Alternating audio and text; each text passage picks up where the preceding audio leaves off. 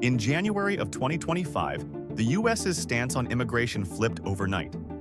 President Trump's second term began with sweeping changes to asylum and refugee policies. Major change number one, the United States closed its doors.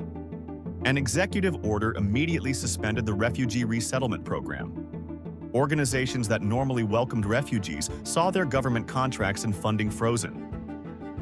Major change number two, the asylum process at the U.S.-Mexico border was in effect suspended. The government declared a national emergency and discontinued the CBP-1 mobile app, a scheduling platform that migrants could use to seek asylum. Simultaneously, a new rule declared that anyone crossing the border without permission is considered an invader. U.S. border agents, reinforced by military troops, began rapidly turning people back. The Remain in Mexico policy was subsequently reinstated, meaning asylum seekers must remain in Mexico until their court dates. Because of these policies, fewer people now are attempting to cross the border. In fact, March of 2025 saw only 7,000 border encounters, the lowest border crossing numbers that the country has ever seen. This is compounded by an extensive deportation campaign that has begun with the removal of criminals and terrorists from the United States. Who is affected? All individuals hoping to seek refuge in the United States face even tougher odds.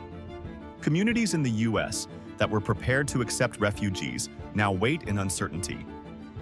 What's next? Court battles are currently underway.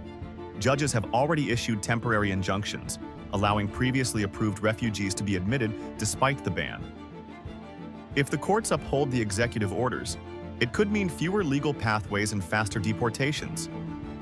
If the courts rule against those actions, then many components of the asylum process will need to be restarted.